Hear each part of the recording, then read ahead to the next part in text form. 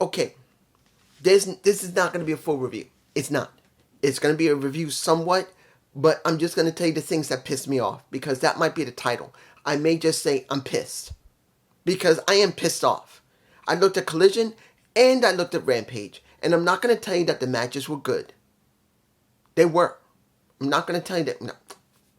You see how angry I am. I'm botching here. The matches were all generally good. The parking lot, when it came to Trent and Chuck, was fine.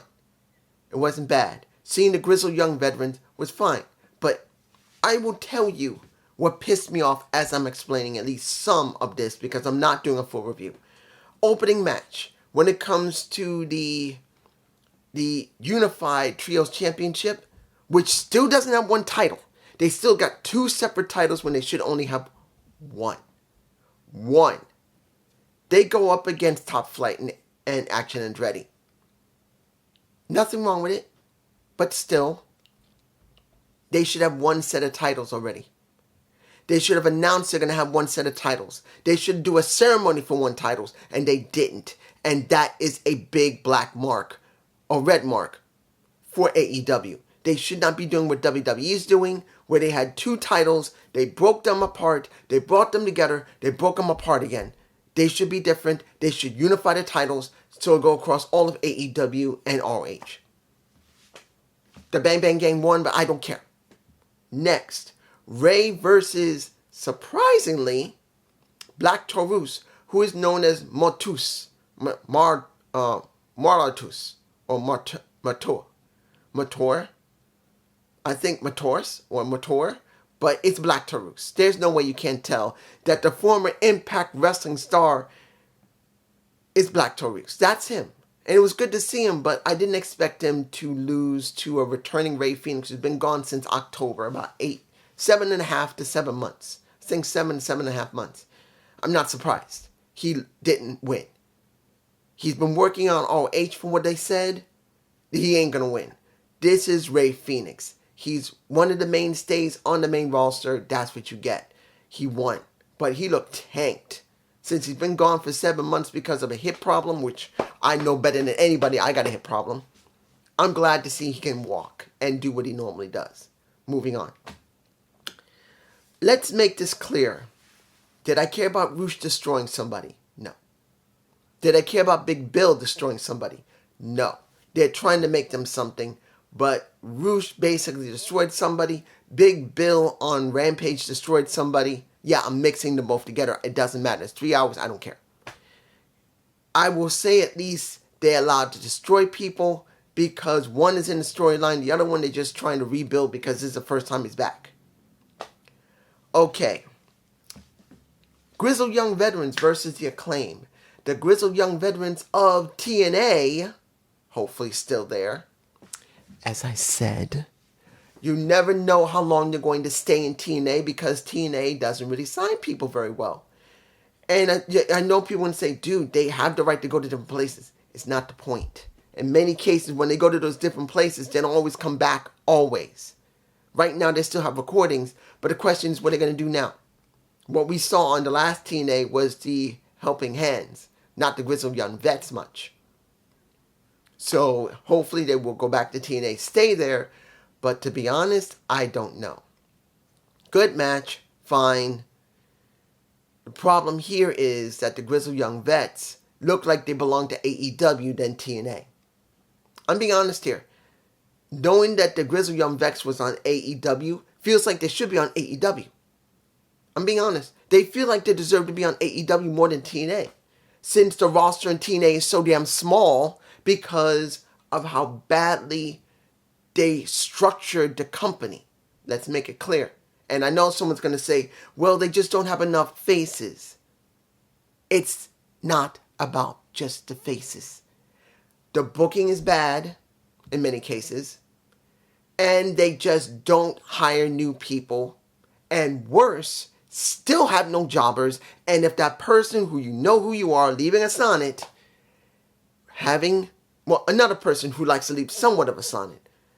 There was somebody else who did that. Not the one that you normally got. You know who you are. But it was somebody else who let a little bit of talk. When it comes to a jobber, It's not a particular type of jobber you need. No. It's about the company basically telling the jobber what they want.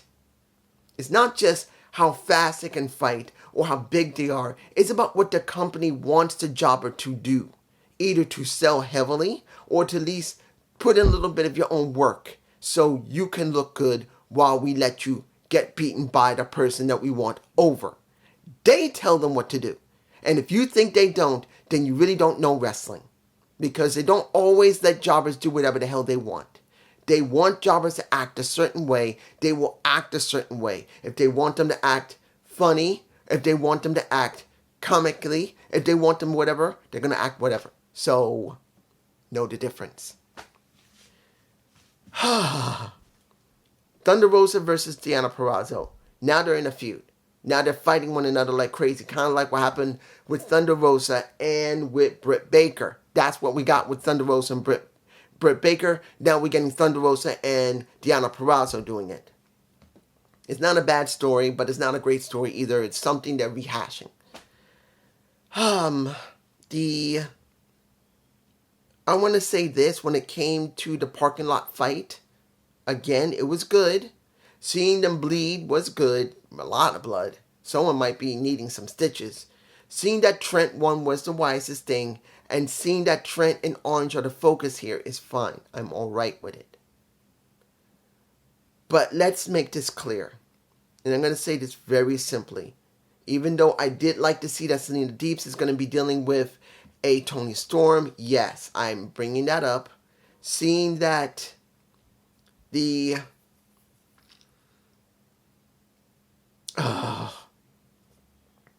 let's get this over with. I'm not going to talk about anything else but two things. Two. Because I'm angry here. I'm pissed. Swerve Strickland versus Claudio Castagnoli was a damn good match that could have been left for double or nothing, and they did not do it. If you enjoyed the match, happy for you. But I'm pissed off about the match. I'm pissed. It should have been saved for a pay-per-view. There should have been built up to the pay-per-view because we only got less than a month and you can't build them. No. You literally let Swerve have his final moment after what happened with Fletcher. And then you bring out Claudio Castagnoli when Swerve literally openly says another open challenge. If I had someone right in front of me who is in creative, I don't care if it was Tony, I smacked the taste out of their mouth because this is stupid. Next to that, and I'll get back to this in a moment. I got to do this.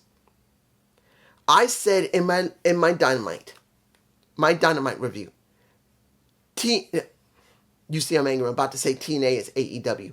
I am angry. When you see Tony Khan, they set something up for Tony Khan. They set up Tony going off TV. And instead of him not being seen on social media, not seeing at any football, doing kayfabe, being out of the spotlight for a little while, one, he goes to a football game because of what's going on with the draft. That was bad enough. Yes, he had the brace. Fine.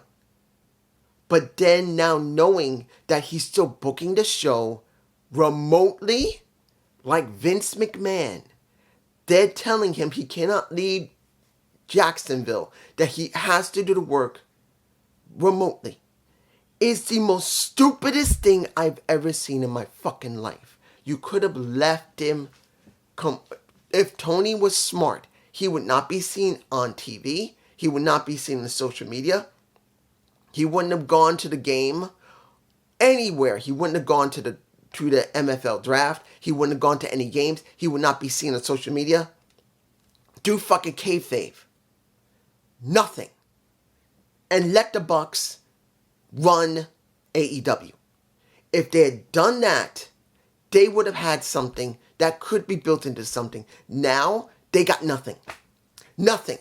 Because Tony's still booking remotely. They made it clear that he's booking remotely. It doesn't matter if he travels or not. They can go to Europe and he still does it remotely. This is the most stupidest shit they could have done. This is a Vince McMahon move. I'm sorry. It is. And Tony's not even hurt. This is stupid. They ruined their chance. That pisses me off. And then Claudio Castagnoli, Swerve Strickland, a great match. We don't see any sign of Samoa Joe. None. He didn't show up for the show. He didn't show up to Collision to try and set something up so when they have something building into Double or Nothing, nothing. We just see another match from the champion who now feels like a transitional champion. I agree with JD. JD feels like Swerve is a transitional champion. Guess what he is? That's what he feels like right now. If you say no, he's not, yes, he is. He feels like it. It's not the point if he is one. He feels like it. And that's the problem here. I am freaking pissed off. Before I curse, now I'm saying freaking.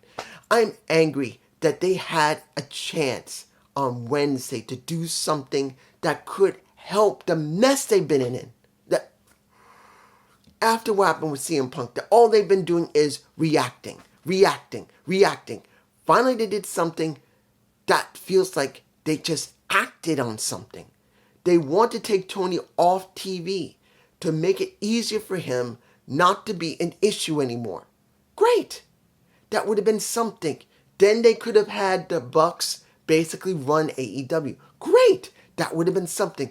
Then they could have easily, if Tony was smart, allowed Peppermint and any of his creative team to throw other ideas than what he normally does that would show that he isn't there. To hide the fact he's not there.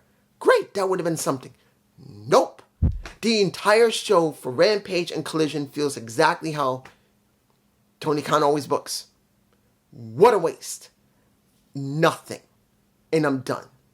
I'm angry. I'm going to put this up online and then I'm going to bed. Done. Peace.